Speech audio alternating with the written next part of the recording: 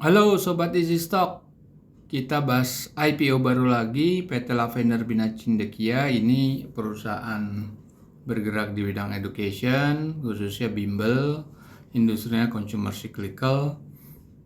Jadi berdomisili di Depok ya. Ini Anda bisa lihat, ini khusus masuk ke PTN nih. Oke, masuk ke perguruan tinggi negeri. Oke, kita lihat websitenya. Nah, ini dia. Bimbel untuk reguler UTBK ke 45 juta. Bimbel karantina 65 juta. Bimbel kedokteran dan lain-lain. Oke, kita akan membongkar prospektus. Tujuannya adalah satu, untuk mengetahui nilai wajarnya. Kalau kita lihat tadi di mana tadi ya. Oke, kita lihat ini sebelum bimbel ya.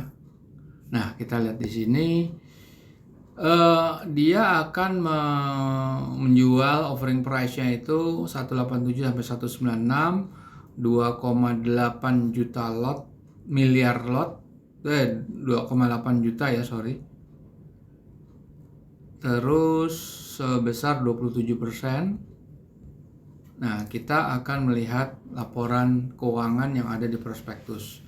Analisanya hanya bisa dilakukan analisa fundamental, dan kita menggunakan analisanya atau menggunakan rumusnya Benjamin Graham dari bukunya Security Analysis dan Intelligent Investor, dua buku pegangannya Warren Buffett, dan sekarang sudah ada alatnya itu Easy Stock, runningnya di Android mobile. Karena sekarang masih under maintenance, silakan request link, nanti kita bagikan linknya. Anda bisa mengakses secara free of charge 826 saham yang listed di bursa. Dan khusus untuk menghitung True Value IPO ada menunya itu seperti ini, True Value IPO. Oke, kita lihat dulu sekarang prospektusnya ya. Dari prospektus kita yang mau kita lihat adalah berapa jumlah outstanding share. Oke, berapa outstanding share? Kita mau lihat. Nah, di sini nih. Sebelum saham itu dijual, itu totalnya 750 juta. Dia lepas ke publik 280 juta, jadi totalnya 1 miliar 30 juta. Sebesar ekivalennya 27,2% ya. Oke, sekarang kita mau lihat laporan keuangan auditednya. Oke, audited reportnya seperti ini.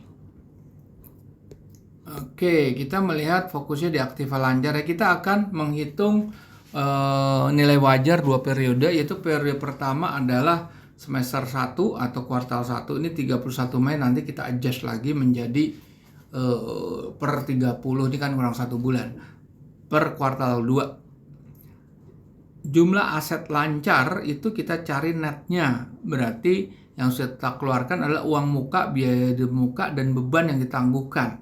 Itu hanya catatan akuntansi. Begitu juga di periode setahunnya tahun lalu. Lantas kita bandingkan dengan utang jangka pendek, jangka panjang, dan di profit and loss kita fokusnya di laba bersih setelah pajak. Oke, dari situ kita lihat ada dividen nggak yang dibagi. Dividen nggak ada ya, nggak ada dividen.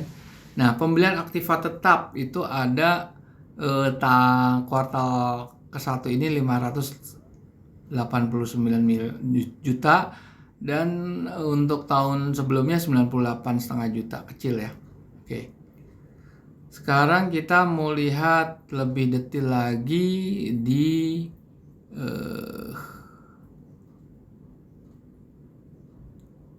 oke. 195. Oke, kita mau lihat detail daripada breakdownnya.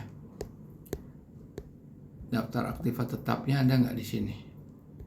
Nah, Ini juga bisa dilihat umur piutang. Kalau udah 90 hari menurut Benjamin Graham itu harus kita keluarkan atau mengurangi dari net current assetnya. Tapi karena ini tidak ada catatan terjadi penurunan nilai, kita tidak usah keluarkan. Nah, ini kan capex dan depresiasinya 78 juta.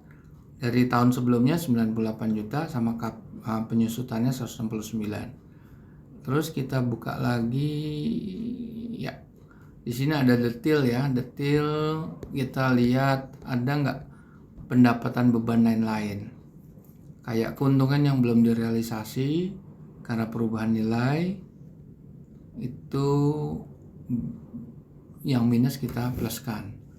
Oke, seperti itu ya. Kita akan running video aja. Kita lihat BMBL itu yang tahun lalu seperti apa.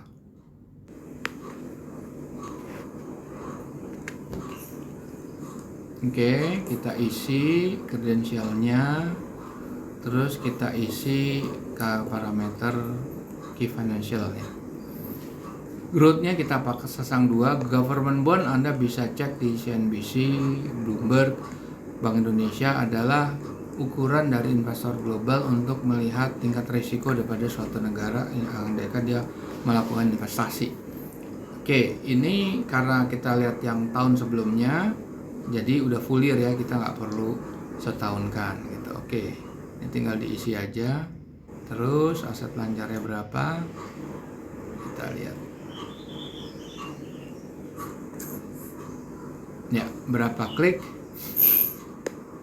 36,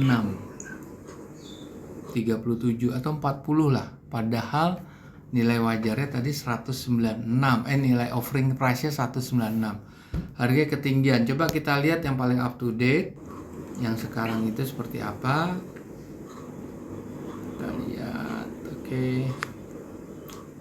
Dan ini harus disetahunkan ya. Government sama capex, opex, depreciation yang terkait sama cash flow dan P&L terus disetahunkan. Karena ini baru 5 bulan pertama ya, terus disetahunkan. Oke, kita terus aja, kita lihat terus. Kita lihat net current asset. Oke. Dividen nggak ada. Kita klik berapa nilainya? 196 nggak? 222. Jadi ini masih di batas wajar ya offering price ya. Harga wajar ini sebetulnya harga wajar. Nah, meskipun prospeknya ini kan lebih kepada siswa-siswa yang akan masuk perguruan tinggi negeri, artinya dia berada di kelas 3 SMP. Di luar itu tidak menjadi customer targetnya mereka. Karena umumnya belajarnya pada saat dia baru duduk di atau memulai masuk kelas 3 SMP. Oke, berarti berapa tuh kelas 7, 8, 9 ya berarti ya. SMA, salah saya. SMA bukan SMP, karena masuk perguruan tinggi negeri. Berarti kelas 3 SMA. Itu marketnya terbatas gitu. Oke, para pemirsa, tujuan kita menghitung nilai wajar, betul-betul faktual. Tetapi apa yang terjadi di market kita nggak akan bisa pernah nebak, dan alat ini tidak bisa dijadikan referensi. Makanya di sini disclaimer is on. Pasar itu betul-betul tergantung daripada market mechanism, psychology market, supply and demand. Dan apabila Anda waktu book building Anda pesan 10 juta rupiah, ternyata at the end of the day Anda cuma dapat 500.000 rupiah, Anda bisa berasumsi bahwa ini oversubscribe. Berarti demand-nya jauh lebih tinggi daripada supply-nya.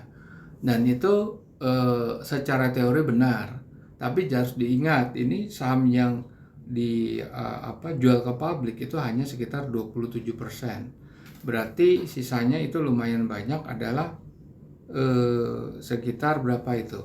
Sekitar 73 ya, 72% itu dimiliki oleh founder. Jadi founder berasosiasi dengan institusi mana, kita nggak akan pernah tahu. Kalau ada pihak sophisticated investor yang menggoreng, ya teori itu bisa nggak berlaku. Ya Anda bisa cek di investor yang terkenal seperti Lo Keng Hong, dia dulu pemain IPO. Teori itu sering nggak terjadi. Begitu. Jadi kami serahkan Anda untuk memutuskan untuk masuk IPO atau tidak. Kita jumpa lagi di video berikutnya.